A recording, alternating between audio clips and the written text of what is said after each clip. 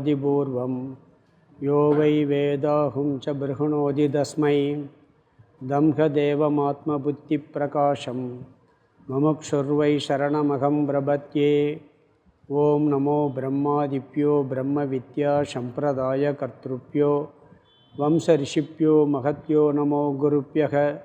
सर्वोपप्लवरहितः प्रज्ञानगणः प्रत्यकर्तो ब्रह्मैवाहमस्मि। ओं ब्रह्मानन्दं परमसुखदं केवलं ज्ञानमूर्तिं त्वन्त्वातीतं गगनसदृशं तत्त्वमस्यादिलक्ष्यम् एकं नित्यं विमलमजलं सर्वदी साक्षिभूतं भावातीतं त्रिगुणरहितं सद्गुरुं तं नमामि। गुरुर्ब्रह्मा गुरुर्विष्णु गुरुर्देवो महेश्वरः गुरु साक्षात् परं ब्रह्म तस्मै श्री गुरवे नमः। ओं सहना भवतु सहनौ भुनक्तु सह वीर्यं करवावहै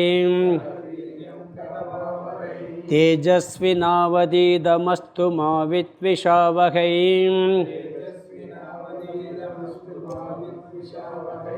ओं शान्ति शान्ति शान्तिः। नमः श्री शंकरानंद गुरुपादाम्बुजन्मने सविलास महामोह ग्राहग्रासैककर्मणे। ஸ்லோகம் 11 7வது அத்தியாயம் 11வது ஸ்லோகம் படிக்கலாம். பிருதகாபாசகூடஸ்தாௌ அமுக்யௌ தத்ர தத்வவித் பர்யாயேன பிரயுங்க்தே அகம் சப்தம் லோகே ச வைதிகே. பிருதகாபாசகூடஸ்தாதௌ அமுக்யௌ தத்ர தத்வவித் பர்யாயேன பிரயுங்க்தே அகம் சப்தம் லோகே ச வைதிகே. பஞ்சதசி 7வது அத்தியாயம் திருப்தி தீப பிரகரணம். 10 ஸ்லோகம் பார்த்து முடிச்சிருக்கோம். முதல் ஸ்லோகம் பிருகதாரண்ய உபனிஷத் மந்திரம், அதை எடுத்து தான் இங்கே விளக்கிறார் ஃபுல்லாக. அந்த மந்திரம் என்ன? ஆத்மானம் சேத் விஜானியாத் அயமஸ்மீதி பூருஷக கிமிச்சன் கஷ்ய காமாய சரீரம் அனுசம்ஸ்வரேத். ஒருவன் தன்னை அறிவானாகில், அது நல்லா ஞாபகம் வச்சுக்கணும் இந்த ஒரு மந்திரத்தை மட்டும். ஒருவன், ஒரு சாதகன் தன்னை அறிவானாகில், எப்படி பரமாத்மாவாக இருக்கிறேன் என்று தன்னை ஒரு கால் அறிவானாகில், அவன் எதை விரும்புபவனாக, யாருடைய பிரயோஜனத்திற்காக சரீரத்தையொட்டி துயரப்படுத்தி கொள்வான். அவனுக்கு துயரம்ங்கிறதே வராது. தன்னை ஒருத்தன் அறிஞ்சிட்டான்னு சொன்னால், அதுவும் பிரம்மனாக அறிஞ்சிட்டான்னு சொன்னால் அவன் திருப்தியாக இருப்பாங்கிறார். அவனுக்கு இந்த எல்லா துயரமும் சரீரத்தை தொடர்ந்து தான். சரீரம்னு என்ன? இந்த ஸ்தூல சரீரம் மட்டும் இல்லை, சூக்ஷ்ம சரீரம் ஒன்று இருக்குது. ரெண்டையும் சார்ந்தது எல்லா துயரம் வரும். அது வரும்போது எப்படி? வெளி விவகாரம் பொருள்கள்னால வரும். இந்த பொருள் எனக்கு வேணும், அது வேணும்னு சொல்லி. இல்லை இந்த சரீரத்தை சார்ந்தவர்கள்னால. ரெண்டுமே கிடையாது. போக்கிய வஸ்துவும் இல்லை, போக்கிய வஸ்துவினாலும் அனுபவிக்கக்கூடிய வஸ்துவினாலும் துயரமில்லை, அனுபவிப்பவனாலும் துயரமில்லை. இதுதான் இந்த மந்திரத்தினுடைய சாரம். இதற்கு விளக்கமாகத்தான் இந்த 289 மந்திரத்தையும் விளக்குறார் அவர். 2வது மந்திரத்தில் என்ன சொல்கிறாருன்னு சொன்னார்? 2வது ஸ்லோகத்தில் நான் என்ன செய்ய போகிறேன் அப்படிங்கிறத சொன்னார். இந்த மந்திரத்தை எடுத்து நான் தெளிவாக விளக்கப் போகிறேன் பிரதிஜை பண்ணுறார். எப்பயுமே சாஸ்திரங்களில் பார்த்தீங்கன்னா ஆச்சாரியர்கள் எப்பயுமே நான் என்ன சொல்ல போகிறேன்னு சொல்லிடுவாங்க. இது ஒரு சம்பிரதாய வழக்கம் இருக்குது. நம்மளே கூட நீங்கள் இதில் ஒரு சாதாரண விவகாரத்துலேயே ஒரு பண்பு இருக்குது. எப்படின்னீங்கன்னா, ஒருத்தர்கிட்ட போனீங்கன்னா, புதுசாக ஒருத்தர் பெரியவரை பார்க்க போனீங்கன்னா, நான் இன்ன காரியத்துக்கு வந்திருக்கேன் அப்படின்னு சொல்லி வள வள வளன்ட்டு 1 மணி நேரம் பேசினா அவர் போன்றுவார், காதில் உள்ளே போகாது. வந்த விஷயத்தை 2 வரியில் முதல்ல சொல்லி பழகணும். இன்ன விஷயமா வந்திருக்கேன் இதான். பிறகு அதுக்கு விளக்கம் கொடுக்கலாம். முதல்ல ஷார்ட்டாக வந்து இதுதான் விஷயம்னு சொல்லிடணும். அப்போ தான் அது மாதிரி இவர் என்ன சொல்கிறாரு, நான் வந்து இதை விளக்க போகிறேன், விரிவாக விளக்க போகிறேன், அதில் என்ன பலனையும் சொல்கிறார். இதை முழுசாக விளக்கி நீங்கள் புரிஞ்சுக்கிட்டீங்கன்னா நம்மகிட்ட இருக்கக்கூடிய திருப்தியானது புதுசாக வர்றதில்லை. ஸோ ஞாபகம் வச்சுக்கோங்க. கரெக்டாக அதில் பாயிண்ட் அவுட் பண்ணுறாரு. திருப்தியானது தெளிவாக விளங்குங்கிறார், திருப்தி வரும்னு சொல்லலை. அது ரொம்ப முக்கியமான பாயிண்ட். நம்மகிட்ட வந்து ஏற்கனவே நம்ம வந்து சாஸ்திரம் என்ன சொல்லுதுன்னா, நீ ஆனந்த ஸ்வரூபின்னு சொல்லுது, நீ நிறைவானவன் பூர்ணமானவன் சொல்லுது. அது நமக்கு தெரியுதா? தெரியலை. நம்ம குறையுடையவனாகத்தே நினச்சிக்கிட்டு இருக்கோம், சம்சாரியாக நினச்சிக்கிட்டு இருக்கோம். அது இல்லை, நீ வந்து திருப்தி உடையவன் தான் என்பதை விளங்க வைத்து விடும் சொல்லி 2வது பிரதிஜ்ஞை பண்ணார். பிறகு 3லிருந்து 6 வரைக்கும் பூருஷக என்ற வார்த்தையை எடுத்து விளக்குனார். இதை திருப்பி திருப்பி விளக்குவார். முதல்ல ஷார்ட்டாக விளக்குவார், பிறகு விரிவாக விளக்குவார். பிறகு என்ன பண்ணார், 7வது மந்திரத்துலேருந்து 18 வரைக்கும் ஆத்மானம் சேத் விஜானியாத், ஆத்மானம் சேத்தை விட்டார், விஜானியாத்துங்கிறத விளக்குறார். இந்த புருஷன் அப்படிங்கிறது என்ன, ஜீவன்கிறது. நம்மளுடைய உயிர் தத்துவம் ஜீவ தத்துவம் சொல்கிறோம். அதில் 2 அம்சம் இருக்குது. ஒரிஜினல் ஒன்று இருக்குது, பொய்யா ஒன்று இருக்குது. அது எப்படி படைக்கப்பட்டது, இவன் எதை படைக்கின்றான், ஒரு ஜீவனானவன் எப்படி உருவாகிறான், கிரியேட் ஆகிறான். அப்புறம் இவன் எதை கிரியேட் பண்ணுறான், இதை சொன்னார். இவன் எப்படி கிரியேட் ஆகிறான், மாயையோடு சேர்ந்த அந்த ஆத்ம தத்துவம் ஒரிஜினல் தத்துவம் சேரும் பொழுது இவன் ஜீவன் படைக்கப்படுகின்றான். மாயையால் இவன் மட்டுமா படைக்கப்படுறான், ஈஸ்வரனும் படைக்கப்படுகிறார்ன்ட்டார். ஈஸ்வரன் எப்படி கிரியேட் ஆகிறாரு, மாயை சேர்ந்த உடனே கிரியேட் ஆகிறார். ஈஸ்வரனுடைய சிருஷ்டி எதுன்னு சொன்னால், அவர் வந்து இந்த உலகத்தையெல்லாம் படைக்கலாம்னு சங்கல்பம் பண்ணுறார். முதல்ல நான் படைக்க போகிறேன், படைக்கலாம்னு சங்கல்பம் பண்ணி ஒரு ஜீவ தத்துவமாக நம்மளுடைய சூக்ஷ்ம சரீரத்தை நுழையிறது வரைக்கும் அவருடைய சிருஷ்டி. இவன் என்ன, மனிதனுடைய சிருஷ்டி என்னன்னா, காலையில் எந்திரிச்சதுலேருந்து விழிப்பு நிலையிலிருந்து மோட்சம் வரைக்கும் எல்லா விவகாரமும் அவன் சிருஷ்டி தான்ங்கிறார். அதில் கடவுள் சிருஷ்டி ஒன்றும் கிடையாது. நாம் நினச்சா நல்லா இருக்குன்னா நல்லா இருக்குது, மோசமாக இருக்குன்னா மோசமாக இருக்குது, சந்தோஷம்னா சந்தோஷம், துக்கம்னா துக்கம், எல்லாம் நம்ம சிருஷ்டின்ட்டார். எல்லாம் மோட்சமே ஜீவ சிருஷ்டி தான். ஏன்னா ஏற்கனவே மோட்சத்தில் இருக்கோம், மோட்சத்தை அடையதெல்லாம் வளர்க்க போகிறார். பின்னாடி வளர்க்கும் போது ரொம்ப தெளிவாக அந்த அத்தியாயத்தில் அழகாக விளங்கும். இது ரொம்ப கொஞ்சம் கஷ்டமான விஷயந்தான். நானும் உங்களுக்கு எளிமையாக முயற்சி பண்ணுறேன். ஆனால் நீங்கள் எல்லாருமே அதை சீக்கிரம் புரிஞ்சுக்கிறோம்னு கீத கிளாஸ் கூட முன்னாடி வந்து உட்கார்றதில்ல. இன்றைக்கி வந்து எல்லாருமே சீக்கிரமே வந்துடுறீங்க இதுக்கு. ஏன்னா ஒருத்தர் சொன்னாங்க, கொஞ்சம் கவனம் போச்சுன்னா அடுத்த டாபிக் உள்ளே போக மாட்டேங்குது சாமின்னாங்க. உண்மையான விஷயம் அதுதான். நேற்று கூட சாமிகிட்ட பேசினேன், குருபரான சாமிகிட்ட. இது ரொம்ப இன்ட்ரெஸ்டாக கேட்குறாங்க சாமின்னு. அன்றைக்கி நான் தற்செயலாக சொன்னார் அவர். அதனால் அவர் முக்கியமான அத்தியாயம் கூட, விஷயமும் கஷ்டமான விஷயந்தான். ஆனால் புரிஞ்சுக்கிட்டால் ரொம்ப கொஞ்சம் கஷ்டம் இருக்கும். பிறகு போக போக இந்த அத்தியாயம் போக போக புரியாதெல்லாம் பிறகு திருப்பி இதே கருத்தை பின்னாடி விளக்குவார், அடுத்தடுத்து விளக்குவார். அப்போ அங்கே கிளியர் ஆகிடும். அப்போ என்ன சொல்கிறாருன்னு சொன்னால், பிறகு ஜீவனுடைய உண்மையான சொரூபம் என்னென்னா, அவன் கூடஸ்தன். இந்த கூடஸ்தன்கிற வார்த்தையை அதிகமாக பயன்படுத்தாரு. ஞாபகம், கூடஸ்தன் என்ன புதுசாக என்ன நினச்சிங்க, ஆத்மாவுக்கு கூடஸ்தன் ஒரு பேர் இருக்குது, பிரம்மத்துக்கு கூடஸ்தன் ஒரு பேர் இருக்குது. ஆத்மா, கூடஸ்தன், பிரம்மன் எல்லாம் ஒன்று தான். புரியுதுங்களா? கூடஸ்தனை மாறாத அழியாத சேதன தத்துவம்னு பேர். அவன் அசங்கமானவன், மாறாதவன், எதனோடும் சேராதவன், ஒட்டாதவன். சைதன்ய ஸ்வரூபம்னா அறிவு ஸ்வரூபம், உணர்வு ஸ்வரூபம், ஒரிஜினல் சைதன்யம், சித் ஸ்வரூபம். இதன் உண்மையான ஜீவனுடைய ஸ்வரூபம். அது என்ன பண்ணுது, பொய்யா சூக்ஷ்ம சரீரத்தில் வெளிப்படுகின்றான்ங்கிறார். அதில் வந்து இருக்கிறது எப்படி தெரியும்னா, நம்மளுக்குள்ள சூக்ஷ்ம சரீரம் இருக்குது, மனம்ங்கிற ஒன்று இருக்குது. அதில் தான் அந்த ரெஃப்ளெக்ட் ஆகி அந்த உயிர் தத்துவமாக தெரியும். உயிர் வேற, ஆத்மா வேற. உயிருக்கும் கூடஸ்தனுக்கு வித்தியாசம் இருக்குது. கூடஸ்தன் ஆத்மா, பிரம்மன். அது ஒரிஜினல் தத்துவம், ஆதார தத்துவம். இந்த உயிர் தத்துவம் நம்ம சொல்கிற மத்தியில் உயிர் போயிடுச்சுங்கிற, ஆத்மாவே போயிடுச்சுன்னு வழக்கத்தில் சொல்லுவோம். ஆத்மா போகாது. அந்த உயிருங்கிறது இந்த ஆத்மாவினுடைய பிரதிபிம்பம் நம்மளுடைய மனசில் ரெஃப்ளெக்ட் ஆகுது. அதுதான் வெளியே எல்லா விவகாரம் பண்ணிக்கிட்டு இருக்கு. அதை வாங்கி, அந்த ஒளியை வாங்கி இதை பழகி, சந்திரன் வந்து சூரிய ஒளியை வாங்கி வெளியே விட்டு பிரகாசிக்கிறது மாதிரி பண்ணிக்கிட்டு இருக்குது. அதுதான் ஜீவனுடைய வெளிப்படுகின்ற தத்துவம். உண்மையான தத்துவம் கூடஸ்தன், அசங்கன் சைதன்யம். சித்துனா அறிவு உணர்வுன்னு அர்த்தம். பிரஜானம் பிரம்மன் ஒரு மகா வாக்கியம் இருக்குது, உணர்வே பிரம்மன்னு சொல்லி. நம்மளுடைய 4 மகா வாக்கியம் வேதத்தில் இருக்குது. அதில் பிரஜானம் பிரம்ம ரிக்வேதம், ரிக்வேதத்தில் பிரஜானம் பிரம்ம அப்படிங்கிற ஒரு வாக்கியம் இருக்குது. அதே முதல் வேதத்தினுடைய மகா வாக்கியம். உணர்வு தான் நம்முடைய உண்மையான ஸ்வரூபம்.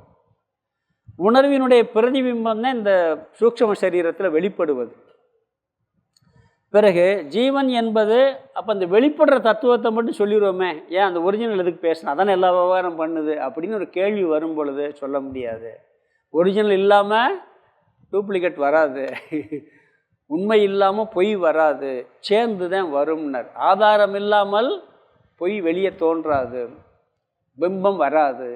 அது மட்டும் இல்லை, நீங்கள் பிம்பத்தை நீக்கின பிறகு சூன்யமாயிரும். நம்ம ஞானத்துக்காக முயற்சி பண்ணி இதெல்லாம் பொய்ன்னு நீக்கின பிறகு ஒரிஜினல் இல்லைன்னு வச்சுக்கோங்க, அங்கே ஒரு தத்துவம் இருக்காது, சூன்யமாச்சுன்னா அப்போ மோட்சங்கிறதே அங்கே கான்செப்டே போயிடும். அது மட்டும் இல்லை, இவனுக்கு சம்சாரம் எல்லாம் அந்த சூக்ஷ்ம சரீரம் இருக்கிறதுனால மோட்சத்துக்கே தகுதி உடையவனாகிறான். ஆகவே ஜீவன்னா 2 சேர்ந்த தத்துவம் சொன்னார். பிறகு 7லிருந்து 18 வரைக்கும் ஆத்மானம் சேத் விஜானியாத், அதில் ஒருவன் தன்னை அறிவானாகில். இதில் முதல்ல என்ன பார்த்தோம்னா, பொதுவாக அறியாமையில் இருக்கிறவர்கள் தன்னை எப்படி அறிஞ்சிக்கிறான், பிறகு ஞானி தன்னை எப்படி அறிஞ்சிக்கிறான்னு பார்த்தோம். எல்லாரும் என்ன பண்ணுவாங்கன்னா, அதிஷ்டானத்தை பற்றி சிந்திக்கிறதே இல்லை, ஆத்மா அடிப்படையாக இருக்கக்கூடிய ஆதார தத்துவத்தை யோசிக்கிறதே இல்லை. வெளிப்படக்கூடிய அந்த உணர்வு தத்துவத்தை தான் நினைக்கிறாங்க. அந்த தத்துவத்தை, ஒரிஜினல் தத்துவத்தை விட்டுட்டு அந்த மேலோட்டமாக வெளிப்படையாக உணர்வு தத்துவம் வெளியேறதே நான், அப்படி தான் எல்லோரும் நினைக்கிறோம். நாமளும் அப்படித்தான் எல்லாருமே நினைக்கிறது. இது அந்த ஒரிஜினல் அம்சத்தை விட்டு பொய்யான பிரதிபிம்ப அம்சத்தை தான் என்று நினைக்கின்றான்.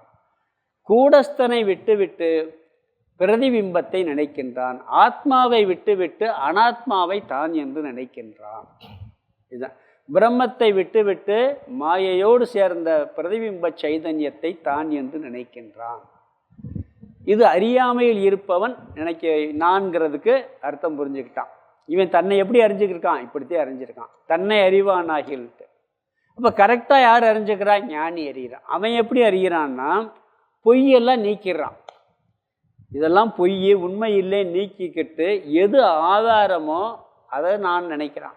அவன் நிழலை நான் நினைக்கிறான், இவன் ஒரிஜினலை நான் நினைக்கிறான். இதுதான் வித்தியாசம். இது ஞானி இப்படி நினைக்கிறான். அப்படி சொல்லும் பொழுது அஞ்ஞானி என்ன நினைக்கிறான், அனாத்மாவை தான் நினைக்கிறதுனால இந்த உடலையும் சூக்ஷ்ம சரீரத்தையும் அதில் பிரதிபிம்பிக்கிற சைதன்யத்தையும் நான் அதை தொடர்ந்து வரக்கூடிய அத்தனை விவகாரமும் அவனுக்கு சம்சாரமாயிருது, விவகாரமாயிருது, துன்பத்தை கூட. அதனால் நிறைவில்லை, குறைவானவன் அப்படிங்கிற எண்ணத்தோடு அவன் எப்பயுமே இருப்பான். எப்போ பார்த்தாலும் ஏதாவது அடையணும், பூரணத்துவம் இருக்காது, ஒரு குறையோட மனசிலேயே இருப்பான். இவன் எப்படி இருக்கான்னு சொன்னால், இவன் ஒரிஜினல் தத்துவத்தை அறிந்ததனால் தான் அசங்கம் சைதன்யம், எந்ததிலும் பற்று ஒட்டாதவன் நினைக்கும் போது இவன் பூரணமானவனாக இவன் தன்னை நினைக்கிறான். இதெல்லாம் உடனே வராது. அவன் எப்படி இருக்கிறான்னு ஒரு ஷார்ட்டாக சொல்கிறார். பிறகு பின்னாடி போக பார்க்க போகிறோம். பிறகு உடனே ஒரு கேள்வி வந்தது 9வது ஸ்லோகத்தில். பூர்வபக்ஷி சைதன்யம் அசங்கமானதுன்னு சொன்னால் ஒரு கேட்குறான். பூர்வபக்ஷம்னு ஞாபகம் வச்சுங்க. பூர்வபக்ஷின்னு சொன்னால் இதற்கு எதிராக கேள்வி கேட்குறவன் அர்த்தம், சந்தேகம் கேட்குறவன் அர்த்தம். இந்த வேதாந்தத்தில் அந்த பூர்வபக்ஷங்கிற வார்த்தையே தெரிஞ்சு. பூர்வபக்ஷம்னு என்ன, இதற்கு ஆப்போசிட்டாக கேள்வி கேட்குறவங்க அல்லது சந்தேகத்தோட கேள்வி கேட்குறவங்க. சில பாடசாலை வேதாந்த கிளாஸில் அந்த ஆசிரமங்கள் எல்லாம் பார்த்திங்கன்னா ஒருத்தர் எப்போ பார்த்தாலும் சந்தேகம் கேட்டுக்கிட்டு இருப்பான். அவனுக்கு பேரே பூர்வபட்சின்னு வச்சுருவாங்க. அந்த பூர்வபட்சி வர்றான்ப்பா கிண்டலாகவே குருவே சொல்ல ஆரம்பிச்சேன், பூர்வபக்ஷி வர அவன் கவனம் பாருங்க, அவன் என்ன கேள்வி கேட்க போகிறான்னு தெரியல அப்படிம்பாரு. ஏன்னா அந்த பூர்வபக்ஷங்கிற வார்த்தை ஞாபகம் வச்சுக்கிறேன்னு. அந்த பூர்வபக்ஷின்னா என்னமோ ஒரு பட்சின்னு நினச்சிக்கிட்டு இருக்கக்கூடாது. அது எதிராக கேள்வி கேட்குறவன்னு அர்த்தம். வேதாந்தத்தில் இதெல்லாம் வரும், இந்த வாக்கியங்கள்லாம் கவனமாக புரிஞ்சுக்கிறணும். அப்போ அந்த பூர்வபக்ஷி என்ன சொல்கிறான்னா, சைதன்யம் அசங்கமானது, நான் அசங்கமானவன்னு சொன்னால், எதனோடும் சம்பந்தம் இல்லாமல் ஒட்டாதவன்னு சொன்னால், நான் அசங்கமானவன்னு சொல்லவே முடியாது. பிரம்மன் கூடஸ்தன் வந்து அதை தவிர வேறு ஒன்றும் இல்லை. அப்போ நான் வந்து எதோட சேராதுன்னு அதுவாக சொல்லிக்கிறேன்னா சொல்ல முடியாது. சரி, இந்த சூக்ஷ்ம சரீரத்தில் வெளிப்படுதல பிம்பம் அது சொல்லலைன்னா அது ஒரிஜினல் கிடையாது. அது சங்கத்தோட கூடிய, அதை எப்படி அசங்கமானவன் சொல்கிறது? அப்போ எது சொல்ல முடியாது. நான் அசங்கமானவனுங்கிற வார்த்தை சொல்ல முடியும். இவன் என்ன சொல்கிறார் முதல் ஸ்லோகத்தில்? நான் அசங்கமானவன் புரிஞ்சுக்கிறான்னு சொன்னார் ஞானி. அவன் நான் அசங்கமானு சொல்லவே முடியாதேங்கிறார். எனக்கு எதுவுமே இல்லையே, அது மட்டும் இருக்கும் பொழுது அசங்கம்னு என்ன அர்த்தம்? எதுவுமே இல்லை. அப்போ இவனா சொல்லிக்கிட்டு இருக்கதா? ஒருத்தன் தனியாக உட்காந்து பேசுனா எப்படி இருக்கும்? அது மாதிரி இருக்கும்ல, அது சொல்ல முடியும். சரி, சூக்ஷ்ம சரீரம் சொல்லுதுன்னா அதே சங்கத்தோட கூடியது, அது சொல்ல முடியாது. அது ஒரிஜினல் சங்கத்தை அசங்கம் இல்லை, அது அதனால் சொல்ல முடியாது. இந்த கேள்வியை வந்து அடுத்து 14வது ஸ்லோகத்தில் திருப்பி கேட்க போகிறான். ஏன்னா இவர் ஒழுங்காக பதில் சொல்ல மாட்டார். யார்? வித்யாரண்யர். இவன் கேட்ட கேள்விக்கு வேறு பதிலை சொல்லிட்டு கொண்டு போகிறாரு. திருப்பி என்ன பண்ணுவான்? 14வது ஸ்லோகத்தில் இதை இன்னொரு ஆங்கிளில் கேட்க போகிறான். அங்கே தான் தெளிவான பதில் வரும். புரியுதுங்களா? இதை கேட்ட உடனே இல்லைப்பா அப்படிலாம் இல்லை அப்படி சொல்லிட்டு என்ன சொல்கிறாரு? நான்கிறதுக்கு 3 அர்த்தம் இருக்குது. முக்கிய அர்த்தம் 1, அமுக்கிய அர்த்தம் 2ன்னு சொன்னார். அதில் முக்கிய அர்த்தம் அமுக்கிய அர்த்தம் சொன்னால், அதாவது முக்கிய அர்த்தங்கிறது அதிகமான பேர் பயன்படுத்துவதுன்னு அர்த்தம். அமுக்கியம்னா குறைவான பேர் பயன்படுத்துறதுன்னு அர்த்தம். நீங்கள் இந்த முக்கியம் அமுக்கியம்னு சொன்ன உடனே முக்கியம்னு அதை சத்தியம் நினச்சிடக்கூடாது. பொய்யானதை நிறையா பேர் பயன்படுத்துகிறான், பொய்யான அர்த்தத்தை. உண்மையான அர்த்தத்தை கம்மியான பேர் பயன்படுத்துகிறாங்க. ஞானி பயன்படுத்துவது அமுக்கிய அர்த்தம். 2 அர்த்தம் இருக்குது, ரேராக பயன்படுத்துறது. அஞ்ஞானிகள் தான் ஏகப்பட்ட பேர் இருக்காங்க. லட்சத்தில் ஒரு 10 பேர் ஞானின்னு சொல்ல முடியாது. மிச்சம் எல்லாம் என்ன பண்ணுவாங்க? 99,000 சொல்கிற பேர் என்ன பண்ணுறது? எல்லாம் சாதாரணமாக பயன்படுத்துறது. அஞ்ஞானிகள் பயன்படுத்துறது, பெரும்பாலான மக்கள் பயன்படுத்துறதுக்கு பேர் முக்கிய அர்த்தம். அது என்னென்ன 10வது ஸ்லோகத்தில் பார்த்தோம். அதில் என்ன கடைசியாக பார்த்தோம்னு சொன்னால், 10வது ஸ்லோகத்தில் நான்கிறதுக்கு 3 அர்த்தம் சொன்னார்.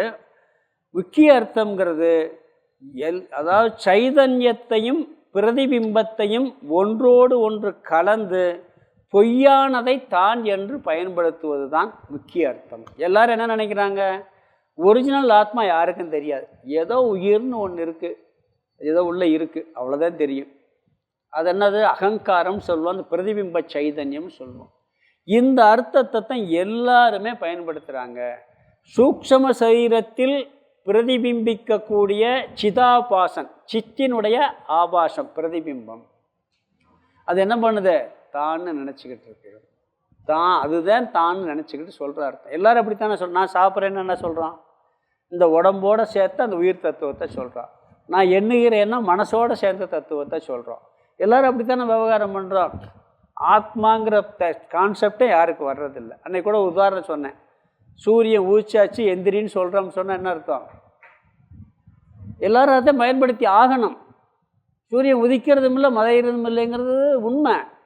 ஆனால் பொய்யத்தை எல்லாரும் பயன்படுத்துகிறாங்க. இன்னொரு உதாரணம் கூட சொல்லலாம். சந்திரன் வந்து வளருது, தேயுது, வளர்புற தேய்புற. திதியை பார்க்குறோம். விவகாரமே காலண்டரில் என்ன வளர்புறையா தேய்புறையா, என்ன திதி எல்லாம் பார்க்குறான். இதே அத்தியாயத்தில் முன்னாடி பார்த்துருக்கோம்னு நினைக்கிறேன். 6ல் எங்கேயோ ஒன்று. சந்திரன் வந்து நம்ம சயின்ஸில் இப்போதான் கண்டுபிடிச்சவங்க அந்த காலத்தில் சொல்லியிருக்காங்க. சந்திரன் வளர்வதும் இல்லை தேய்வதும் இல்லைன்னு வேதாந்தத்தில் சொல்கிறார்.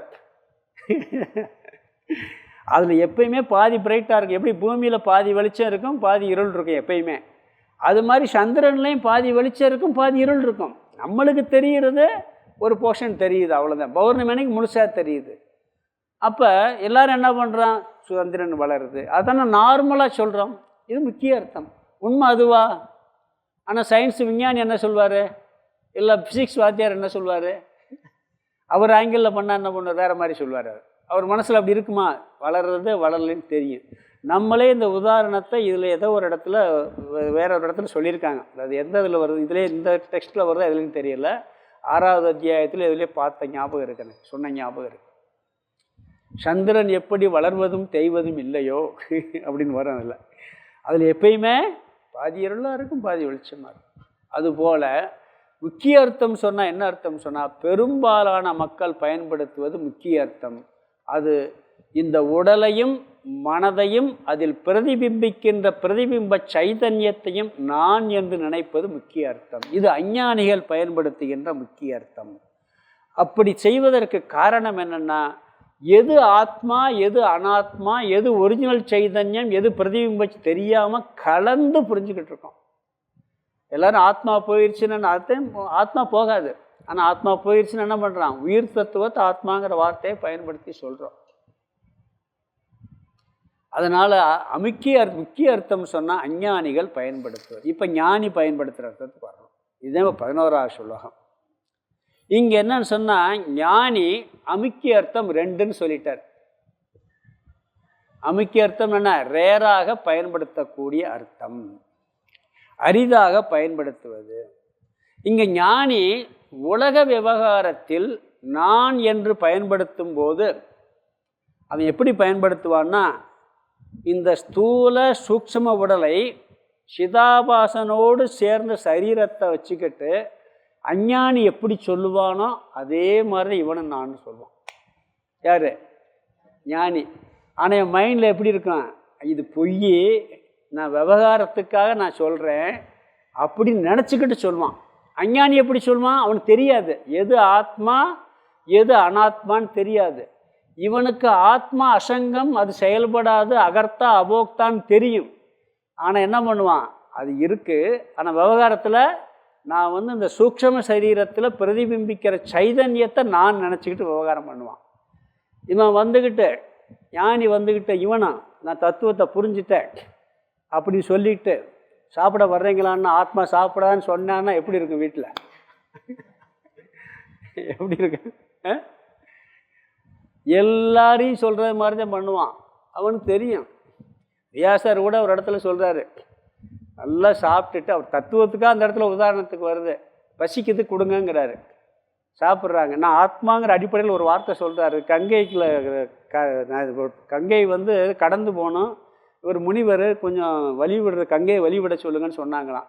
பசிக்குது சாப்பிட கொடுங்கன்னாராம். சாப்பிட்டுட்டு என்ன பண்ணாராம், ஒரு வார்த்தை, நான் சாப்பிடாது உண்மையாக இருந்தால், நான் இன்று விரதம் இருப்பது உண்மையாக இருந்தால் கங்கை வழிவிடட்டும்னாரும் விழிச்சான்.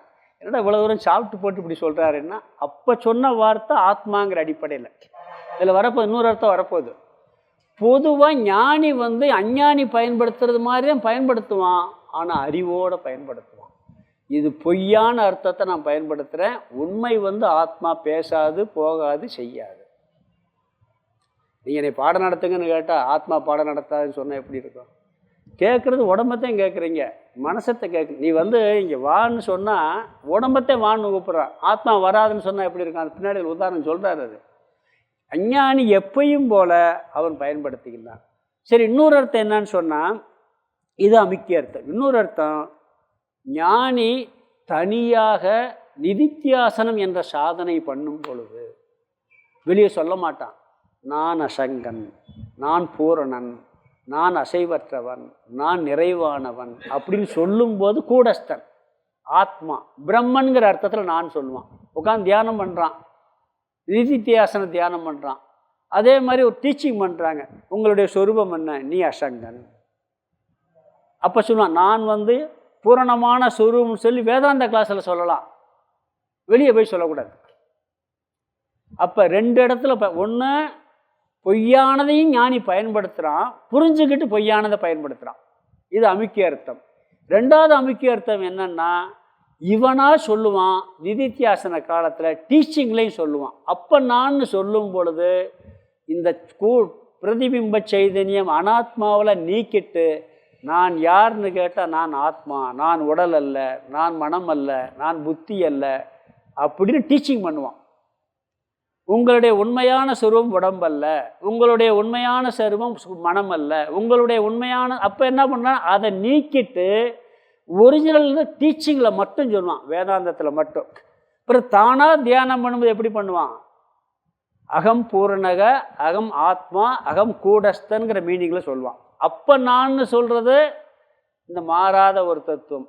இது வெளியே நான் கூடஸ்த, நான் ஆத்மா மாறாதுன்னு சொல்லிக்கிட்டு தெரிஞ்சான்னா பைத்தியக்காரன்றுவாங்க. அப்படி சொல்ல வெளியே அந்த வார்த்தை பயன்படுத்தவே மாட்டான். நான் பிரம்மன், நான் ஆத்மாங்கிற வார்த்தையை 2 இடத்துல பயன்படுத்துவான்.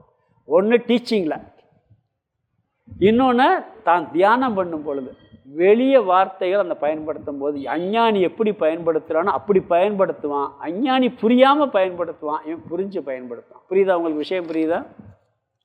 அதனால் அஞ்ஞானிகளும் சித்து சிதாபாசனை சேர்ந்ததை நான் பயன்படுத்துகிறாங்க, ஞானியும் அதே வார்த்தையை பயன்படுத்துகிறான்.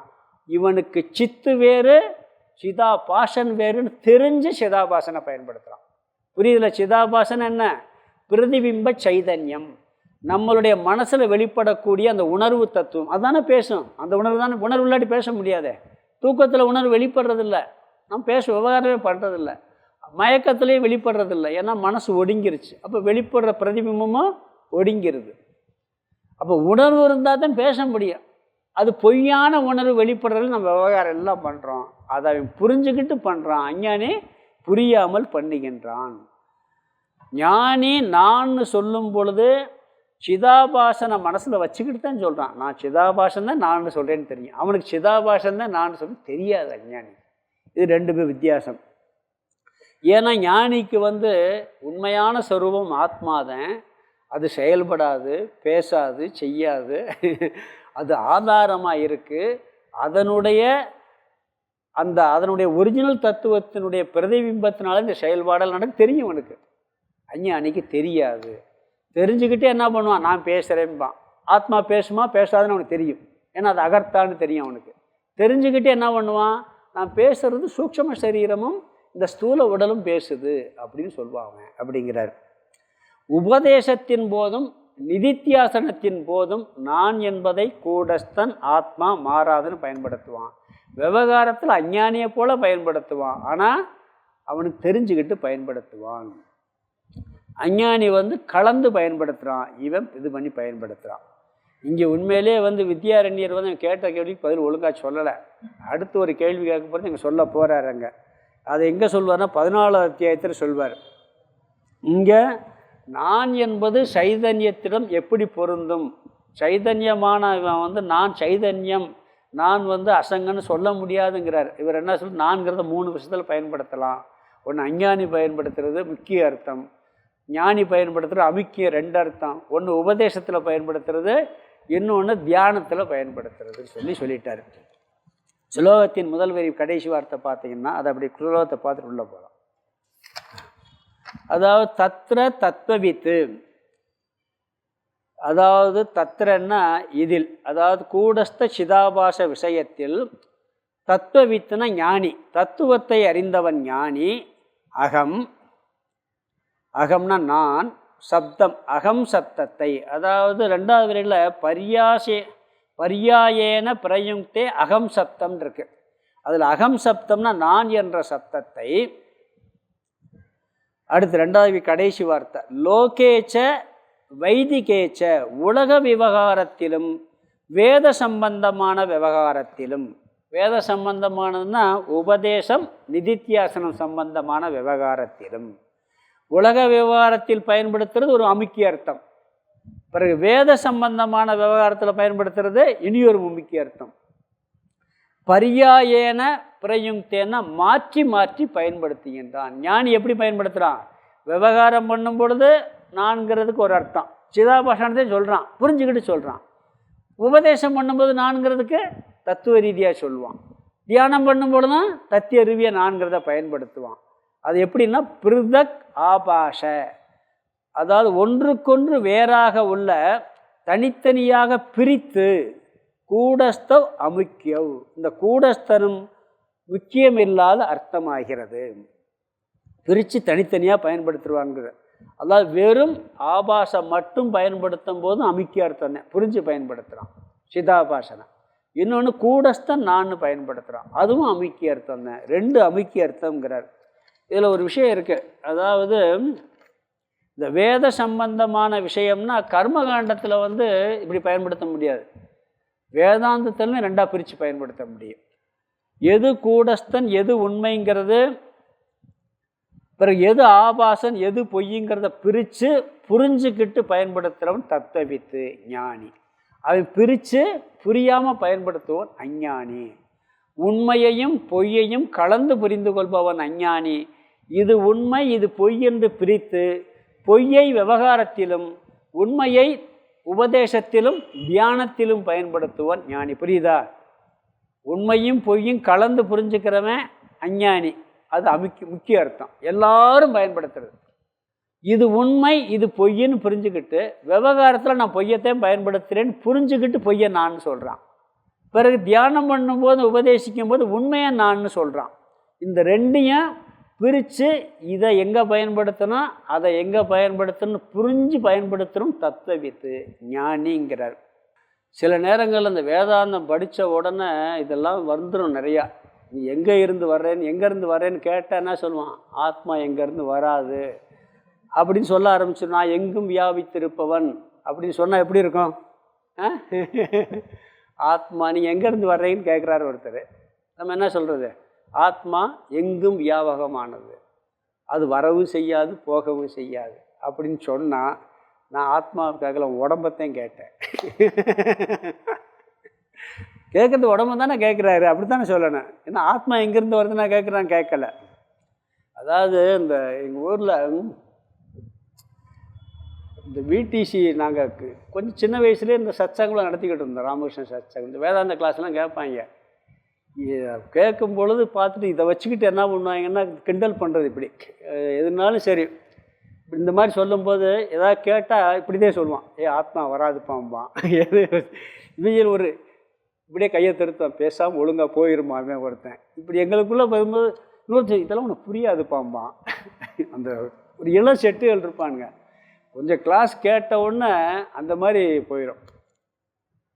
அதனால் சொல்கிறது எப்படின்னு சொன்னால், அதாவது கிண்டல் கேலியெல்லாம் இந்த வேதாந்தம் வச்சு பண்ணுறது உண்டு. வேதாந்த ஸ்டூடெண்ட்ஸு எல்லாம் சும்மா அப்படி விவகாரம் பண்ணும்போது பண்ணுவாங்க. அதாவது நாங்கள்லாம் இது போவோம், இந்த சதுரகிரிக்கு யாத்திரையாக கூப்பிட்டு போய் அங்கே சத்சங்கம்லாம் நடக்கும். எல்லாம் கேள்வி மேலே கேள்வி கேட்பாங்க. இப்படி இந்த மாதிரி விஷயங்களும் குண்டக்க கேள்வி கேட்பாங்க. இதை சொல்லும் போதே கேட்டால் கொடுக்கமா, ஆத்மா கொடுக்காதுமா ஒருத்தன். இப்படி ஒரு கிண்டல்லாம் உண்டு. சாதாரணமாக அது ஒரு கேளிக்காக சொல்கிறது. நாங்கள் இப்போ இருந்துக்கிட்டு இருக்கும்போது நைட்டில் ஒரு ஜோக்கு சொல்கிறாரு. ஒரு இருந்துக்கிட்டு இருந்தது, அங்கே மின்மணி பூச்சியெல்லாம் இருக்கும். ஒரு நைட்டில் நல்லா அங்கே கேள்வி கேட்டுக்கிட்டு இருக்கும்போது ஒருத்தர் சொன்னேன், சாமி அங்கே பாருங்கள் மின்மணி பூச்சியெல்லாம் அழகாக, அது எவ்வளோ அழகாக இருக்குன்னு சொல்லி. இன்னொருத்தன் சொல்கிறான், தம் அடிக்கிறாங்க அங்கே, இவருக்கு பயந்துக்கிட்டு போய் தம் அடிக்கிறான். அது நைட்டில் அப்படி தெரியுது. அது வேதாந்தத்தில் ஒரு கேலி கிண்டலாக இருக்கும். சாமியெல்லாம் ரசிப்பார். நம்ம பசங்க பேசுகிறத ஓங்கார சாமியை ரசிப்பார். ஒரு கிராம சூழலில் எதையும் மனசில் வச்சுக்கிற மாட்டான். சேர்த்து குடிக்கிறவனு இருப்பான். அது பாட்டுக்கு அனுப்பி தனியாக போகணும். அதெல்லாம் ஒரு பெருசாக எடுத்துக்கிறது இல்லை. ஏதோ ஒன்று சின்ன பசங்க ஏதோ பண்ணுறாங்க, ஆனால் கேட்பான், நல்ல புத்தியோடு கேட்பான். அதெல்லாம் இருக்கும். அதில் இந்த மாதிரி விவகாரத்தில் சொல்லும்போது எப்படி மற்றவங்க சொல்கிறாங்களோ அப்படித்தான் சொல்லணும். சில பேர் புதுசாக கிளாஸுக்கு வீட்டில் போய் அப்படியே அப்ளை பண்ணுறது, பிறகு நிம்மதியே இருக்காது, வீட்டில் சண்டை தான் வரும். இது கிளாஸோடு சரி அறிவில் இருக்க வேண்டிய விஷயம். அதனால் என்ன சொல்கிறாருன்னு சொன்னால், அஞ்ஞானியும் நான் என்று அனாத்மாவைத்தான் பயன்படுத்துகின்றான், சிதாபாசனைத்தான் பயன்படுத்துகின்றான். ஞானியும் விவகாரத்தில் நான் என்பதை சிதாபாசனைத்தான் பயன்படுத்துகின்றான், ஆனால் தெரிந்து பயன்படுத்துகின்றான். அவனுக்கு எது நான் தெரியறதில்லை, இவனுக்கு தெரியும். இது ரேர்னு சொல்கிறார். தப்பை கூட நிறையா பேர் பயன்படுத்தினா சொல்கிறேன், தவறான விஷயமா இருக்கும். ஆனால் என்ன பண்ணுவாங்க, நிறையா பேர் பயன்படுத்தினா அது முக்கிய அர்த்தமாயிடும். தவறான விஷயமா இருந்தால் கூட முக்கிய அர்த்தம்னு சொன்னால் சரிங்கிற அர்த்தம் மீனிங் கிடையாது. பொதுவாக முக்கிய அர்த்தம்னா சரிங்கிற மீனிங்கில் வரும். ஒரு ஊருக்கு போகிறீங்க, அந்த ஊரில் இங்கே முக்கியமான தொழில் என்ன அப்படின்னு ஒருத்தன் கேட்குறான். முக்கியமான தொழில் என்னன்ட்டு, அந்த ஊரில் சாராயம் காய்ச்சறதுன்னு தொழில். அப்போ முக்கியமான தொழில் சாராயம் சரின்னு அர்த்தமா? பெரும்பாலான மக்கள் செய்கிறது. இன்னொரு ஊரில் போகிறான், நல்லா இருக்கும், இந்த ஊரில் முக்கியமான விவசாயம் முக்கியம், அதிக பேர் பயன்படுத்து. இந்த ஊரில் முக்கியமான தொழில்னா நெசவு செய்கிறது. அப்போ முக்கியம்னா அதிக பேர் பயன்படுத்துகிற மீனிங்லாம் இங்கே முக்கிய அர்த்தங்கிறார். சரியானதுங்கிற அர்த்தம் கிடையாது, ஞாபகம் வச்சுக்கிறோம். ஏன்னா சரியானதுங்கிறது அது தத்துவ விஷயம். அமுக்கிய அர்த்தங்கிறது குறைவாக பயன்படுத்துவது. அதுதான் இந்த ஸ்லோகத்தில் சொல்கிறார். அஞ்ஞானி தப்பை புரிஞ்சுக்கிட்டு புரியாமல் சொல்கிறான் நான்கிறத, இவன் புரிஞ்சுக்கிட்டு பொய்யான அர்த்தத்தையும் பயன்படுத்துகிறான், ஒரிஜினல் ஐயத்தையும் பயன்படுத்து. இதை மைண்டில் ஞாபகம் வச்சு இப்போ என்ன விளக்கம் வருது பார்க்கலாம். உதாரணத்தோடு சொல்ல போகிறார். ஸ்லோகத்துக்கு அர்த்தம் பார்த்துடலாம். பிருதக் ஆபாஷ. இதில் முதல் வரையில் கடைசி வார்த்தை எடுத்துங்க. தத்துவவித்து. தத்துவவித்துனா தத்துவத்தை அறிந்த ஞானி. அதுக்கு முதல் வார்த்தை தத்ர, அவைகளில், அதாவது இந்த கூடஸ்தன் ஆபாசன், ஆத்மா அனாத்ம விஷயத்தில். ஒரிஜினல் சைதன்யம் பிரதிபிம்ப சைதன்யம். கூடஸ்தன ஒரிஜினல் சைதன்யம், ஆபாசங்கிறது பிரதிபிம்ப சைதன்யம். கூடஸ்த ஆபாச விஷயத்தில் மாற்றி மாற்றி சொல்லுவேன், குழப்பிடக்கூடாது. கூடஸ்தன்னா ஒரிஜினல் சைதன்யம், இப்போ பிரதிபிம்ப சைதன்யங்கிறது ஆபாச சைதன்யம். ஆபாசம்னு ஆபாசங்கிற வார்த்தையில் வரும். ஆபாசன்னாலும் பிரதிபிம்பம்னாலும் ஒன்று தான். கூடஸ்தனாலும் ஒரிஜினல் சைதன்யம்னு ஒன்று தான். ஆத்மானாலும் ஒன்று தான். பிரம்மன்னாலும் ஒன்று தான். தனியாக எதுக்கு வந்து அனாத்மா, பிரதிபிம்ப சைதன்யம், ஆபாச சைதன்யங்கிறதுலாம் அனாத்மாவோட சேர்ந்துடும். அவைகளில் தத்ர கூடஸ்த ஆபாச விஷயங்களில் அகம் சப்தம். அகம் சப்தம், அகம்ங்கிறது ரெண்டாவது விரலில் பர்யாயேன பிரயுக்தே அகம் சப்தம் இருக்கு. அங்கே அகம் சப்தம்னா நான் என்ற சப்தத்தை, நான் என்ற இந்த சொல்லை லோகேச்ச வேதிகேச்ச, உலக விவகாரத்திலும் வைதிக விவகாரத்திலும்ங்கிறார். உலக விவகாரத்திலும் வைதிக விவகாரத்திலும். வைதிகம் என்ன? உபதேசம் பண்ணுற இடத்துலையும் நிதித்தியாசம் பண்ணுற இடத்துலையும். அங்கே விவகாரம் கிடையாது, அது டீச்சிங்கில் மட்டும்தான். கிளாஸில் இருக்கும், தியானம் பண்ணும் பொழுது இருக்கும். வைதிகேச்ச. பிறகு முதல் வரி பிருதக் ஆபாச கூடஸ்த. பிருதக்னா தனித்தனியாக பிரித்து, ஆபாச கூடஸ்தவ், அதாவது கூடஸ்தனையும் ஆபாசத்தையும் தனித்தனியாக பிரித்து, பிருதக்னா தனித்தனியாக பிரித்து, பர்யாயேன ரெண்டாவது வரி எடுத்துக்கிறேன். நீங்கள் மாற்றி மாற்றி வரும். பர்யாயேன மாற்றி மாற்றி பிரயுக்தே பயன்படுத்துகின்றான். பிறகு அமுக்கியவ் பயன்படுத்துகின்றான். அமுக்கியங்கிறது அந்த கூடஸ்த முதல் வரியில் கடைசி வார்த்தை. அது அமுக்கிய அர்த்தம், அதுதான் அமுக்கிய அர்த்தங்கிறார். ரெண்டு இடத்துல பயன்படுத்துகிறான் ஞானி. ஒன்று உலக விவகாரத்தில், இன்னொன்று வைதிக விவகாரங்கிறது உபதேசத்தின் போதும் தியானத்தின் போதும். இப்படி பயன்படுத்துவது அமுக்கிய அர்த்தம். இது யார் பயன்படுத்துகிறா? தத்துவத்தை அறிந்த ஞானி. நான் என்பதற்கு ஞானி பயன்படுத்தும் அர்த்தம் இரண்டும் அமுக்கிய அர்த்தம். ஞானிகள் ரேராக இருக்கிறதுனால ரேராத்தையும் பயன்படுத்துவான். விவகாரத்தின் போது ஆபாசத்தை, பொய்யானதை நான் என்று பயன்படுத்துகின்றான். தியானிக்கும் பொழுதும் உபதேசத்தின் பொழுதும் உண்மையான நானை நான் என்று பயன்படுத்துகின்றான். இதே இந்த ஸ்லோகத்தினுடைய அர்த்தம். அடுத்து இதை உதாரணத்தோடு சொல்லி விளக்க போகிறாரு. 12வது ஸ்லோகம் படிக்கலாம். லௌகிய வியவகாரே அகம் கச்சாமீத்யாதிகே புதக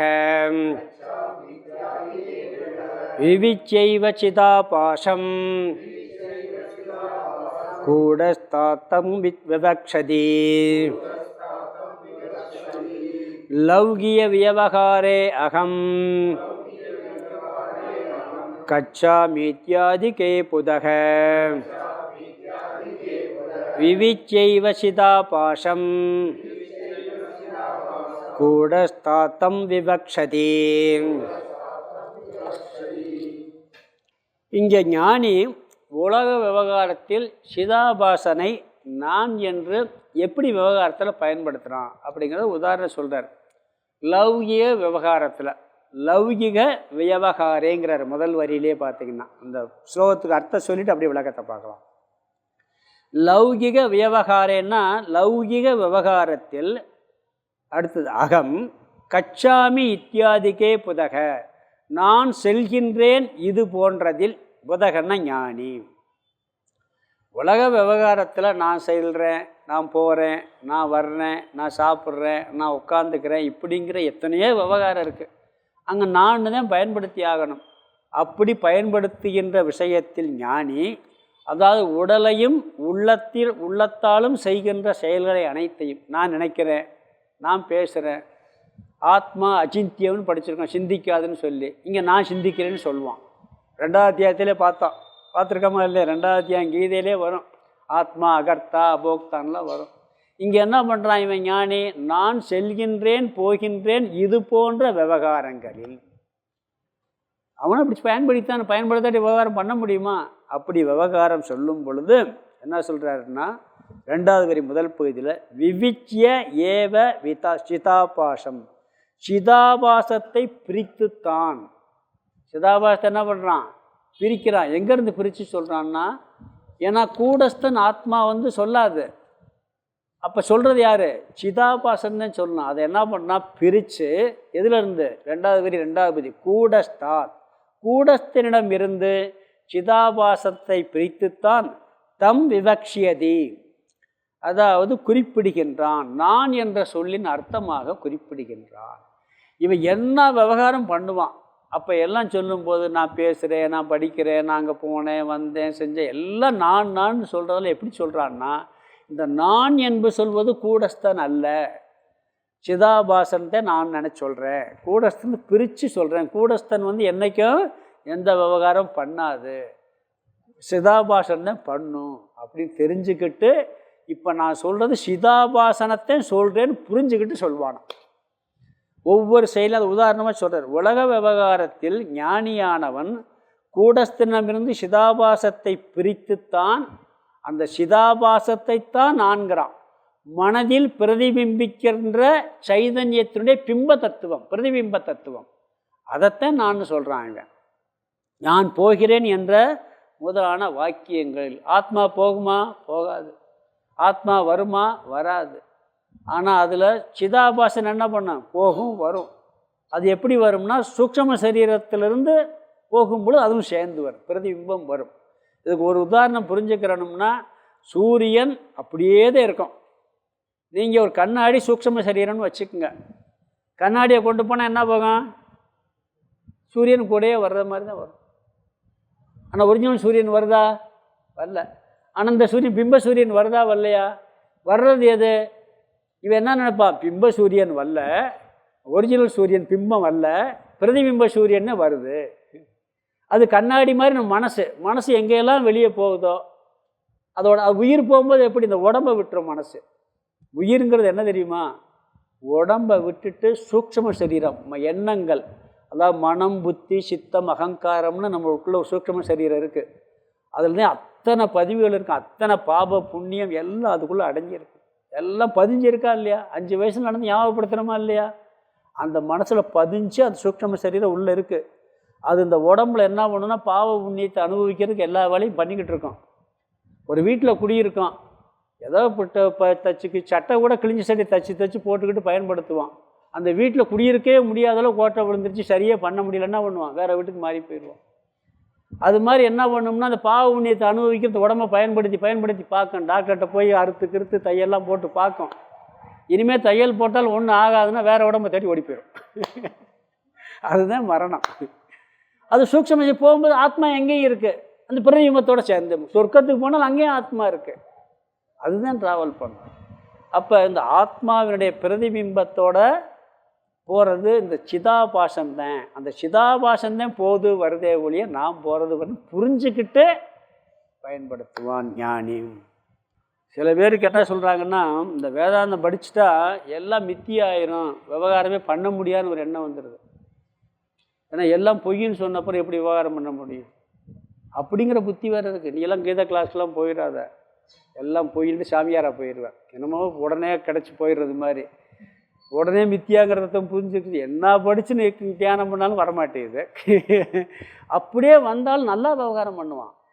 மித்தியான்னு புரிஞ்சுக்கிட்டவன் மற்றவனை காட்டிலும் தெளிவாக விவகாரம் பண்ணுவான். ஏன்னா அவனுக்கு உண்மைன்னு நினச்சிக்கிட்டு பண்ணுறான். அதனால் விருப்பு வெறுப்பு, அந்த பற்று, அட்டாச்மெண்ட் இருக்கும். இவன் பொய்ன்னு நினச்சிக்கிட்டு போனால் விருப்பு வெறுப்பு இருக்காது, தெளிவாக விவகாரம் பண்ணுவான். இவனுக்கு பொய்ன்னு தெரிஞ்சதுனால சந்தோஷமாக செயல்பட முடியும். சினிமாவில் அழுகிறது பொய்ன்னு தெரிஞ்சதுனால தானே அழுகிய சந்தோஷமாக பார்க்குறோம். சினிமாவில், டிவியில், சீரியல்லாம் எப்படி வருது? பூரா அழுக சீரியல் தான். வேலையை விட்டு போட்டு போய் சந்தோஷமாக பார்க்குறீங்களா இல்லையா? ஏன் பார்க்குறீங்க? அழுதுகிட்டு பார்க்குறீங்க. ஏன்? பொய்ன்னு தெரிஞ்சுக்கிடுச்சு. பொய்யினாலும் அந்த அழுகையை சந்தோஷமாக அழுதுகிட்டு வேலையெல்லாம் விட்டு போட்டு அந்த சந்தோஷமாக பார்க்குறோமா இல்லையா? காரணம் என்ன? பொய்ன்னு தெரிஞ்சுக்கிட்டனால. ஒன்றும் இல்லை, சினிமாவில் ஹீரோ ஒன்று அடிக்கிறார் ஒருத்தரை. அடித்தா முன்னாடிலாம் பார்த்திங்கன்னா பழைய சினிமாவிலெல்லாம் அடித்தா லேசாக தள்ள முடியாது, 2 பேரும் மல்லு கட்டி சண்டை வர மாதிரி காமிப்பேன். இப்போ ஹீரோ அடித்தா 10 பேர் பறந்து சுற்றி போய் விழுகிறான். நீ பந்தை சுத்த வச்சுரு பார்ப்போம். ஆனால் அதுக்கு ரசிக்கிறான். அப்படியே ஆணு வாயை பிளந்துக்கிட்டு என்ன ஒரு அடி அடித்த உடனே 10 பேர் சுருண்டு போய் விழுகிறானேப்பா, எப்படி ரசிக்கிறேன் பாருங்க பொய்ய. அது மாதிரி உலகத்தில் என்ன அதிசயம் நடந்தாலும் இவனுக்கு அதிசயமாக தெரியாது. யாருக்கு? இவனுக்கு. எல்லா விவகாரத்தையும் நார்மலாக பண்ணணும். எப்படி சந்தோஷமாக சண்டையும் ரசிக்கிறோம், துக்கத்தையும் ரசிக்கிறோம், சிரிப்பிசையும் ரசிக்கிறோம். டிவியில் ரசிக்கிறோமா இல்லையா? ஏன்னா பொய்ன்னு தெரிஞ்சதுனால. உண்மையாக இருந்தால் சந்தோஷத்தை மட்டும்தான் ரசிப்போம், துக்கத்தை ரசிக்க மாட்டோம். துக்கத்தை ரசிப்போமா? ரசிக்கவே மாட்டோம். டிவியில் பொய்ன்னு தெரிஞ்சதுனால துக்கத்தை ரசிக்கிறோம். அது மாதிரி எல்லாம் பொய்ன்னு உனக்கு தெரிஞ்சதுனால இவன் தான் நல்லா விவகாரம் பண்ணுவாங்கிறார். ஞானி தான் நல்லா, அது நல்லா ஆழமாக அந்த நேரத்தில் இருக்கும், பிறகு தூக்கி போட்டு போய்கிட்டே இருப்பான் அப்படிங்கிறாரு. அதனால் ஞானம் வந்த பின்தான் உண்மையிலேயே லௌகிக விவகாரம் நன்கு நடக்கும். அதனால் என்ன, ஞானி உலக விவகாரத்தை எப்படி பயன்படுத்துகிறான்ட்டாரு, எல்லாம் பொய்ன்னு தெரிஞ்சுக்கிட்டு இந்த பொய்யான நாணைத்தான் பயன்படுத்தின்னு அருமையாக விவகாரம் பண்ணுவான். அதனால் இவனை புரிஞ்சுக்கிட்டு செய்வாங்கிறார். பொய்யத்தான் நான் சொன்னாலும் புரிஞ்சுக்கிட்டு செய்வான், பிரித்து செய்கிறான். கூடஸ்தனிலிருந்து சிதாபாசனை பிரித்து, கூடஸ்தன் விவகாரம் பண்ணலை, ஆத்மா விவகாரம் பண்ணலை, பிரம்மன் விவகாரம் பண்ணலை. அதுலேருந்து பிரதிபிம்பிக்கிற சைதன்யம் தான் இந்த மனசோடு சேர்த்து விவகாரம் பண்ணிக்கிட்டு இருக்கேன்னு புரிஞ்சு சந்தோஷமாக செய்வான். அவனுக்கு அதில் விருப்பு வெறுப்பு இல்லாமலும் நல்லா செய்வான்னு சொல்கிறாங்க. ஸ்லோகத்துக்கு அர்த்தம் பார்த்துரும். இதனுடைய இது அதுதான். உதாரணத்தை மட்டும் சொல்கிறார் இங்கே. லௌகிக வியவகாரே அகம், லௌகிக வியவகாரே உலக விவகாரத்தில், லௌகிக விவகாரத்தில் நாம் உலகத்தில் டிரான்சாக்ஷன் பண்ணும் பொழுது, எல்லா செயல்பாடு செய்யும் பொழுது, உலகத்தில் எல்லா டிரான்சாக்ஷன் பண்ணும் பொழுது அகம் கச்சாமி நான் போகிறேன், அகம் கச்சாமி நான் போகிறேன், இத்தியாதிக்கே என்பது போன்ற வார்த்தைகளில், ஒரு வார்த்தை மட்டும் சொல்கிறார், நான் போகிறேன் போன்ற வார்த்தைகள்.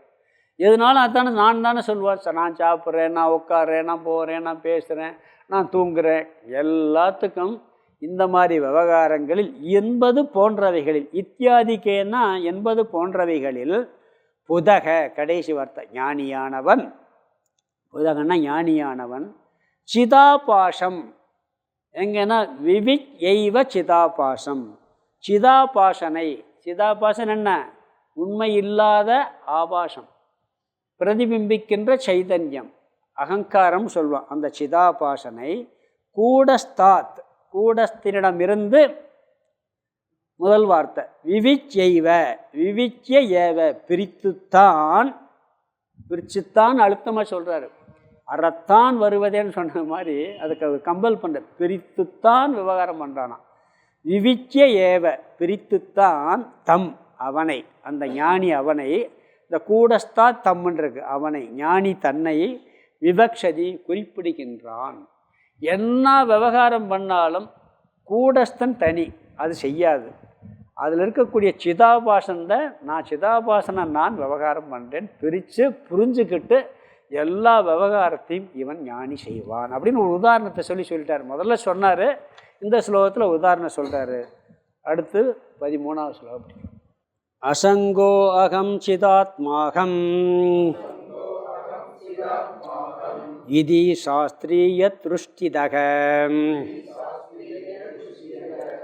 அகம் சப்தம் பிரயுங்க்தே அயம் கூடஸ்தே கேவலே புதக அகங்கோகம் சிதாத்மாகம் இதி சாஸ்திரிய திருஷ்டிதக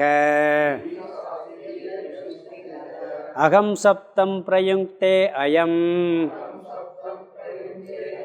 கூடஸ்தே கேவலே புதக. உலக விவகாரத்தில் நான்கிறத ஞானி எப்படி பயன்படுத்துகிறான்னு முதன ஸ்லோகத்தில் சொல்கிறார். இங்கே சாஸ்திர விவகாரத்தில் நான் என்பதை எந்த இடத்துல பயன்படுத்துகிறான்னு கருத்தை சொல்கிறார். அங்கே 2 சொல்லிட்டார். முதல்ல அமுக்கிய அர்த்தம் 2ன்னு சொல்லி எப்படின்னு உலக விவகாரத்துக்கு ஒரு உதாரணம் சொல்லிட்டார். இங்கே சாஸ்திர விவகாரத்துக்கு சொல்கிறார். இங்கே சாஸ்திரிய திருஷ்டிதக, அந்த முதல் வரியில் கடைசி வார்த்தை இருக்குது. சாஸ்திரிய திருஷ்டிதகன்னா சாஸ்திர திருஷ்டியின் நோக்கில். சாஸ்திரத்தில் 2 இருக்குது, கர்மகாண்டம் இருக்குது, ஞானகாண்டம் இருக்குது. வேதத்தில் 2 இருக்குது, ஒன்று கர்மகாண்டம், ஒன்று ஞானகாண்டம். கர்மகாண்டத்தில் இந்த அர்த்தத்தை பயன்படுத்தவே முடியாது. கர்மகாண்டங்கிறது நம்ம எப்படி செயல்படுறது, எது தர்மம் எது அதர்மம், என்ன ஹோமம் பண்ணுறது, எப்படி பண்ணால் புண்ணியம் கிடைக்கும், அந்த புண்ணியம் கிடைச்சா அவன் சொர்க்கத்துக்கு போவான், அப்புறம் நரகத்துக்கு போவான், எல்லாம் அங்கெல்லாம் அனாத்மா வச்சுதான் சொல்லுது. ஆத்மா பற்றி சொல்கிறதே இல்லை, ஞாபகம் வச்சுக்கோங்க. கர்மகாண்டத்தில் ஆத்ம தத்துவமே வராது. வேதத்தில் இந்த ஹோமம் பூஜை எல்லாமே கர்மகாண்டம் தான். சொர்க்கம் நரகத்தை பற்றிய விஷயங்கள் எல்லாம் கர்மகாண்டம் தான். நீ எந்த ஹோமம் பண்ணால் என்ன புண்ணியம் கிடைக்கும், என்ன நல்ல காரியம் பண்ணால் எப்படி புண்ணியம் கிடைக்கும், புண்ணியம் கிடைச்சா எதுக்கெல்லாம் போவ, நீயே எந்த லோகத்துக்கு போவ, எல்லாமே பாவம் பண்ணால் உனக்கு எவ்வளோ கிடைக்கும், இதெல்லாம் யாரை சொல்லுது, அனாத்மாவை சொல்லு. ஆத்மாவை பற்றி அங்கே பேச்சே கிடையாது. அங்கே கர்மகாண்டத்தில் வேதத்தில் 2 பகுதி இருக்குது. அங்கே அனாத்மாவின் அடிப்படையிலும் சொல்லு, நீ இப்படிலாம் பண்ண சொர்க்கத்துக்கு போய் இப்படி அனுபவிக்கலாம், இப்படியெல்லாம் பண்ண பாவம், அங்கே போனேன்னு உடனே என்ன குப்பரையில் வாட்டுவாங்க, எல்லாம் சொல்கிறாங்களா, இல்லை இருக்கா இல்லையா, 2ஐயும் சொல்லும். அது எது, சூக்ஷ்ம சரீரத்தை தான். சூக்ஷ்ம சரீரத்தோடு இருக்கக்கூடிய சிதாபாசனை. இங்கே சாஸ்திரியம்னு சொன்னால் ஞானகாண்டம், வேதாந்தத்தின் நோக்கில். அங்கே 2 விவகாரம் இருக்குது வேதாந்தத்தில். ஒன்று உபதேசம், இன்னும் நிதித்தியாசன தியானம். ஏற்கனவே சொல்லியிருக்கேன், இங்கே அதை எடுத்து சொல்கிறார். ஒன்று உபதேசம் பண்ணுவான், இன்னொன்று தன்னைய நிதித்தியாசன தியானம் பண்ணுவான். ஞானி ஞானத்தை அடைந்தபின் ஞான நிஷ்டைக்காக தியானம் பண்ணும் பொழுது, இப்போ நம்மலாம் கிளாஸ் கேட்குறோம், நிறைய உள்ளே போகும். இதை உள்ளே போய் திருப்பி படிக்கத்தான் இந்த நான்கிறது ஆத்மா, அழியாத தத்துவம், ஆனந்த ஸ்வரூபம், நிறைவானவன்கிறது ரொம்ப திருப்பி ரிப்பீட் பண்ணாதான் நமக்கு புரியும். அதுக்கு தியானமே இருக்குது. நம்ம இப்போது இந்த நிதித்தியாசன தியானம் மட்டும் எப்போ வேணாலும் பண்ணலாம். பஸ்ஸில் போகும்போது நினைக்கலாம், காரில் போகும்போது நினைக்கலாம், உட்காந்து தியானம் பண்ணலாம். நான் பூரணமானவன், நம்மளுக்கு ஏதாவது குறை இருக்குது மனசில் இருந்து, இல்லை அந்த குறையெல்லாம் எனக்கு இல்லை, அப்படி தியானம் பண்ணுறது. உட்காந்து ஞானம் அப்படி தியானம் பண்ணுற காலத்துலையும் நிதித்தியாசன தியானம்னு பேர்.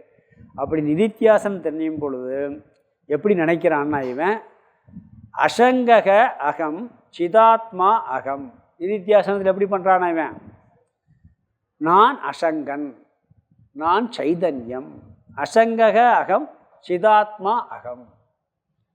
சித்தாத்மா ஒரிஜினல் ஆத்மாதான் நான், எதோட சம்பந்தம் இல்லாத ஒட்டாத அத்வைத தத்துவமான அந்த ஆத்மாதான் நான் சொல்லி தியானிப்பானான். யார், இந்த ஞானி. எந்த விவகாரத்தில், வைதிக விவகாரத்தில். அங்கே முதல் ஸ்லோகத்தில் உலக விவகாரத்தில் எப்பயும் போல் எல்லாரையுமே நடப்பான். இங்கே வைதிக விவகாரத்தில் அசங்கக அகம் சிதாத்மா அகம். இதெல்லாம் வெளியே சொல்ல மாட்டான், ஞாபகம் வச்சுக்கோங்க.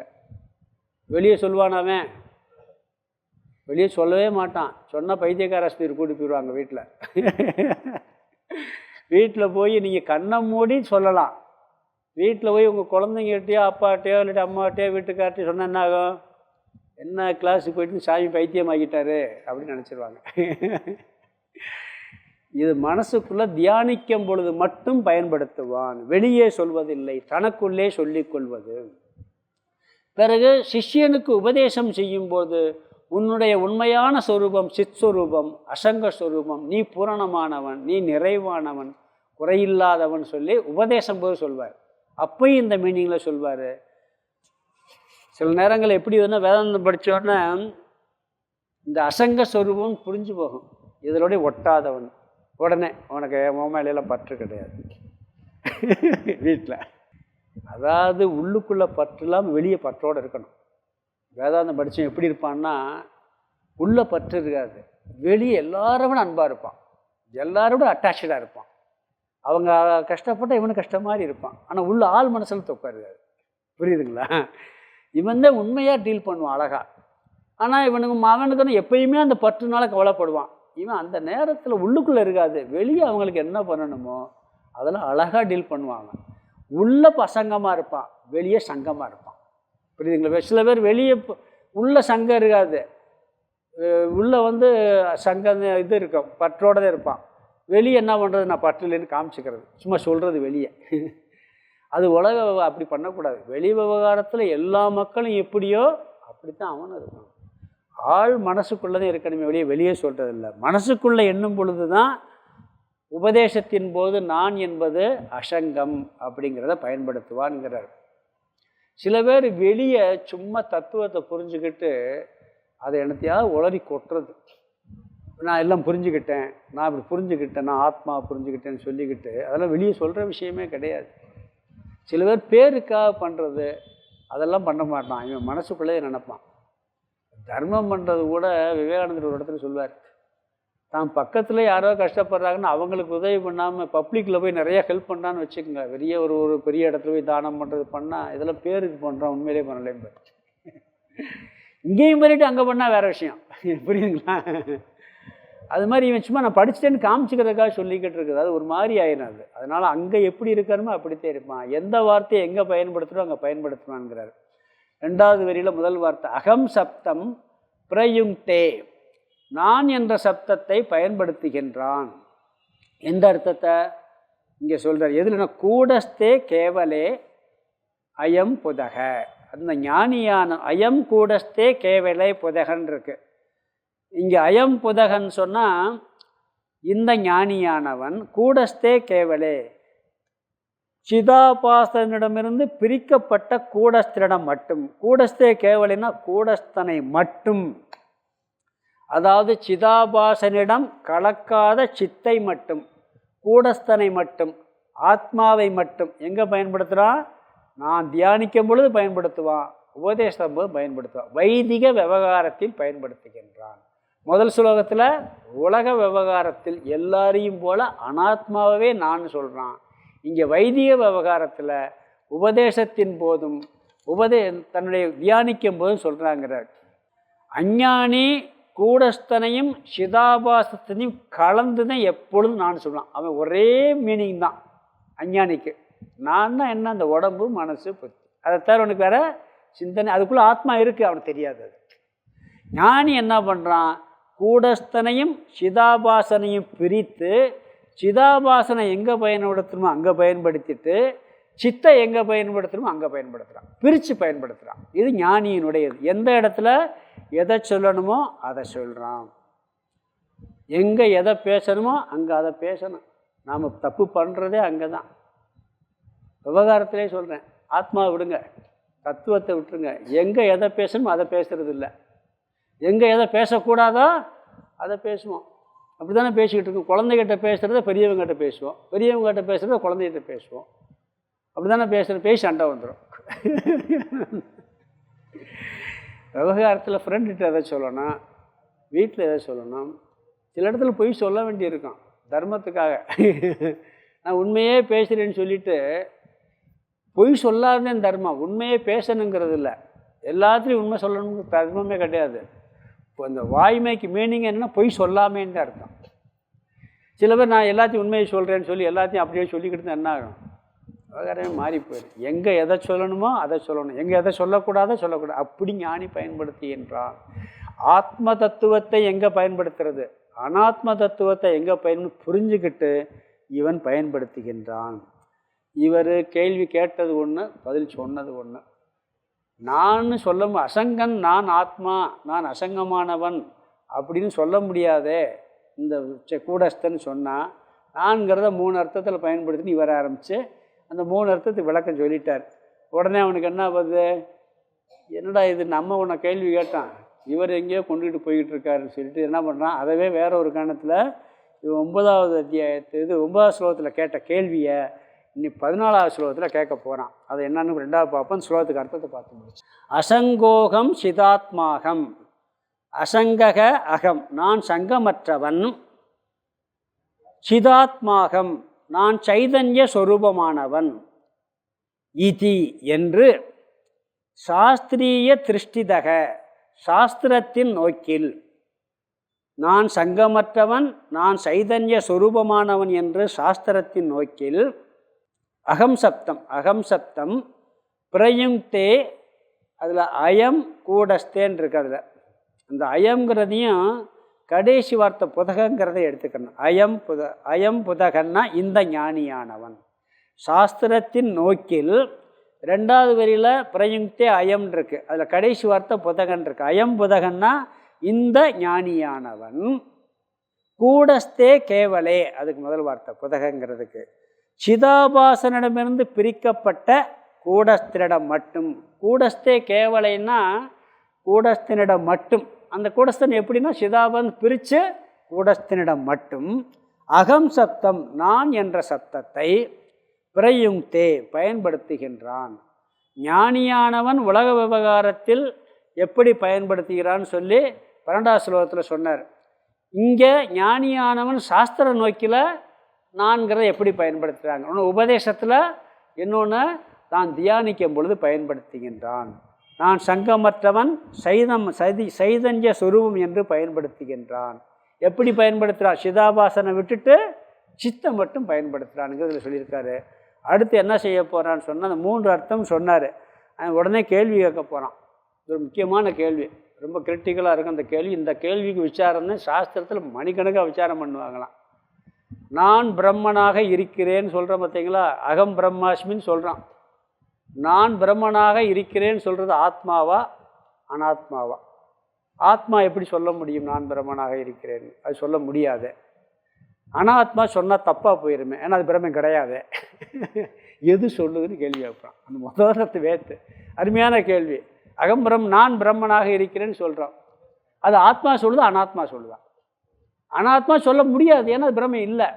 இது சொல்ல வேண்டிய அவசியம் இல்லை. எதுதான் ஆனால் சொல்லாதது, ஏன்னா கர்மம் எந்த செயலும் மற்றது, அது எப்படி சொல்ல முடியும்? அப்போ எது சொல்லுது?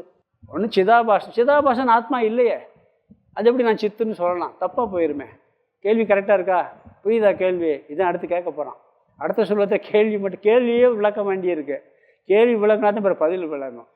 இது 9வது ஸ்லோகத்தில் சைதன்யம் நான் சொல்ல முடியாதுன்னு சொன்னான் பார்த்தீங்களா, நான் சைதன்யம்னு சொல்ல முடியாதுன்னு கேட்டேன். அதவே பதில் ஒழுங்காக சொல்லலைன்ட்டு இப்போ வேறு ஆங்கிலும் கேள்வி கேட்குறான். இதுக்கு பதிலாக அடுத்து வளர்க்க பூர்வபக்ஷம் இங்கே என்ன, நான் பிரம்மன் கூடஸ்தன்னு சொல்கிறது கூடஸ்தனா இல்லை சிதாபாசனா ஆத்மாவா? ஆனால் ரெண்டுலுமே கிரிட்டிக். எந்த பதில் சொன்னாலும் அங்கே தப்பு வந்துடும். அப்புறம் எது சொல்லுது? அது சொல்ல போகிறாரு.